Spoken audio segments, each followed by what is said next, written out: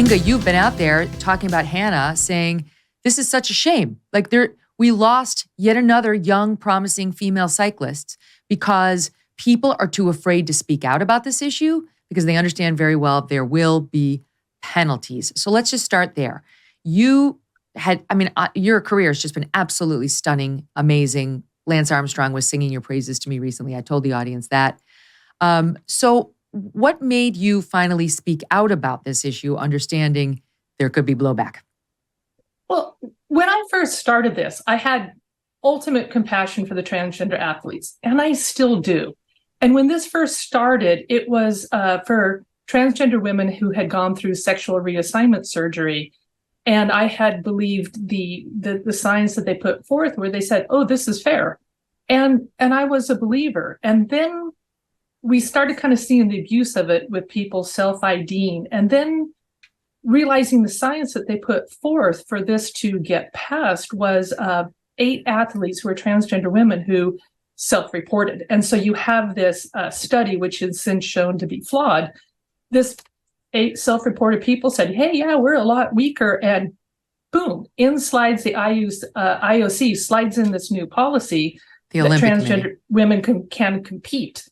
And from there, then it turned into, a few more years goes by and they're realizing that these women or transgender women who have had gonadectomies have serious health issues. So then it got changed to you can take up to 10 nanomoles per liter of testosterone, which is 10 times the amount that women have. And you can compete with the women. They could get a therapeutic use exemption. And then we had self-ID came in. And so you saw this slow domino effect of the women's sports being destroyed. And here we have put forth 22 peer-reviewed studies that show that this is not fair. Like, well, we're not quite sure. First 5-10 study come out. Well, we're not sure. Oh, now there's 22 studies. Well, we're really not sure. And yet the IOC accepted one flawed study and just threw it right in. And and the reality is you don't need studies. All you need is your eyes and a lifetime on this earth. In elementary school, we all figured out what has taken them 22 years or 22 peer-reviewed studies to go, yeah, I don't know. And so here we have Xavier Bigard, who is the medical commissioner at the International Cycling Union, basically stating, I've read all the studies, but inclusion is more important than fairness. Right. And this is the person.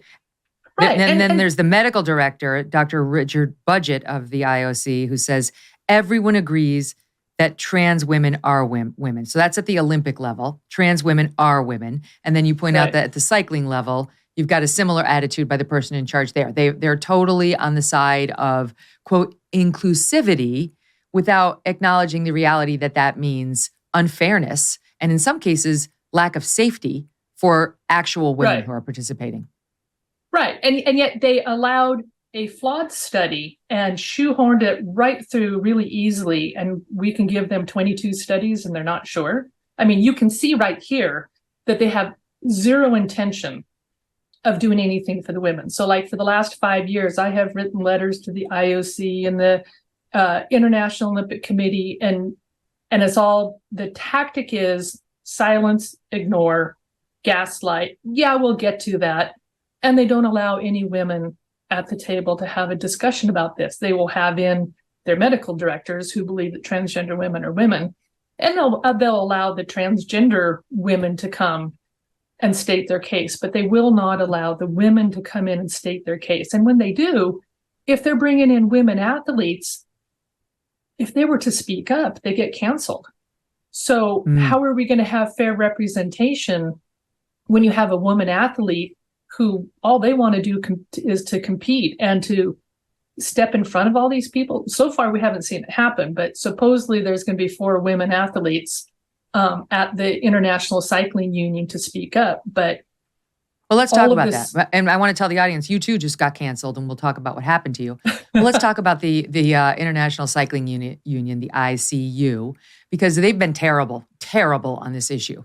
And, you were pointing out maybe, it used to be, maybe they'd allow the 10 nanomoles, whatever, of testosterone. Then it was lowered to 5. In many places like California, we just saw those runners at the high school level, You can have as much testosterone as you want. They absolutely they require nothing for those trans girls, it's biological boys, to run against natural born girls. You don't have to do a thing. You can be in the midst of full male puberty and crush these girls, which is exactly what happened in that California race we just covered, foot race that is running. And nobody will say boo to you. So at the professional level, they've started to realize they have to have some standards. But being past male puberty doesn't count against you. No problem whatsoever. All that, the strong legs, the femurs, the musculature, no, that's no problem. No problem. So they only focus on the testosterone. So the UCI originally said, okay, it's at 5, this 5 nanomoles on the testosterone. Then there was pushback and they lowered it to 2.5, and it has to have been at 2.5 for 2 years. And you and others have been saying, newsflash, that doesn't solve it. That's not a fix. No. And now there's been more buzz amongst women cyclists about possibly boycotting the events where some of these trans cyclists are going to show up. And then the UCI realized it was going to have to do something because some of its biggest stars were saying, we're not going to show up at your biggest races. And that's a problem. So you tell me, because it looked to me like you were not satisfied, Inga, with the UCI's fig leaf, because they were like, we're going to have a meeting. We'll have a meeting in August, and we're going to invite a female cyclist, someone named Katerina, and she's going to represent you ladies, and fear not. Well, the last cyclocross championships about a year and a half ago, Katerina, who is our representative, was wearing a trans flag wristband, which goes against policy. You're not supposed to be promoting one side or the other. And she's got the trans wristband on. And then I've had private Zoom meetings with her where transgender women are women and they should be included. So now we have the woman's representative at the International Cycling Union stating also trans women are women, and this is who is representing us. And the Cycling Professional Association for the women haven't even been contacted for this meeting. And these are the women representing the pro cyclists. And do we know how the women feel? Out. Do we know how how a majority of the female cyclists feel about this issue? I think that the survey that they did was taken with only professional women cyclists, and 93% said they do not want to have women or transgender women in the women's field. And so the International Cycling Union came back and they said, well, we're really not going to do this on the feelings of the women, because that's not really right. We have to follow the science. But it's like, oh, hold on. So you're not going to let the women put their feelings out there, but transgender women can get into the women's race based on their feelings. I mean, does anybody not see the hypocrisy here? Right. And then we have the medical director saying transgender women are women. I mean, we don't even stand a chance. And this is why I'm advocating for protesting, because every effort that we've had to do with trying to work with the policy, trying to get a seat at the table, has all been stonewalled, gaslit. We can't get anywhere. So it's like, all right, let's protest. And we are getting somewhere, because 2 days after Austin Killips won Gila, 2 days afterwards, the International Cycling Union said, we stand by our transgender policy. And then we started calling for protest. 2 days after that, it's like, well, maybe we will revisit this. And no women yet have been consulted. And so I want to go ahead with the protest. And we have at the national championships coming up here, Pro Nationals, June 22nd to the 25th. And there's some women in Scotland that are putting together a protest there. And I think we will be protesting until this gets changed. And I know it'll probably start very small, but it'll grow. And somewhere there are many forms to the women. There are many forms of protest, including what Hannah's been doing. And I know, as I said, you've been praising it. So Hannah, Inga mentioned Austin Killips, who is a biological man who is winning in women's spaces in cycling. And I know we recently covered Austin Killips because Austin was involved in a race that I don't think you participated in. Inga mentioned Tour of the Gila. It's in New Mexico. It happened on April 30th. And it's an elite race. It's sanctioned by the UCI that we've been talking about. And Killips won the race and won the $35,000 prize money for first place, the first time in the race's history that the women's prize money equaled that of the men, and yet it went to a biological man. Killups only took up cycling like yesterday, 2019, and now has been crushing it in the women's racing. And my understanding is not only is Killups now a candidate to make the U.S. Olympic team, our female Olympic team in Paris next summer, but that you raced against Killups previously, and Killups beat you. Is that right? Killups beat you? And then there was a trans person right behind you as well. You were sandwiched in between two biological men in a race that happened last December. Tell us about that. Yeah. He's been racing in the elite women's cyclocross field for about 2 years that I've been aware of.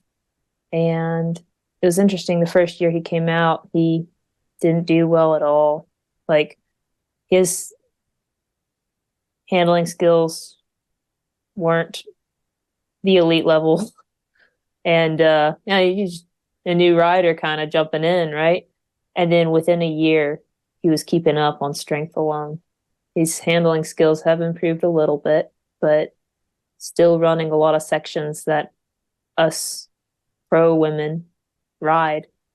And that showed forth a lot at the Hartford Cyclocross Nationals this last December, where he and another guy raced in our field, and they were third and fifth in our elite women's field. And yeah, it's demoralizing when you have two guys who have been deluding themselves beat you like that when you've been working at it since you were a kid.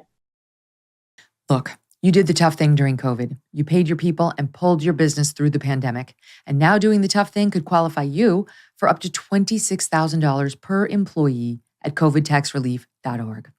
Government funds are available right now to reward companies with 2 or more employees who stayed open during COVID. This is not a loan, and you don't have to pay it back.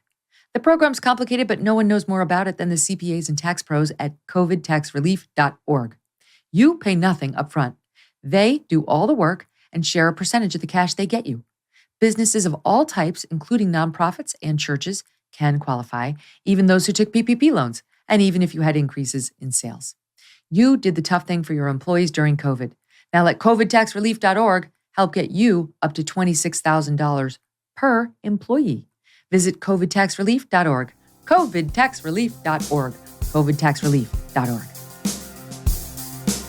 Hey, thanks so much for watching. If you like what you just saw, hit the subscribe button for more clips and full episodes.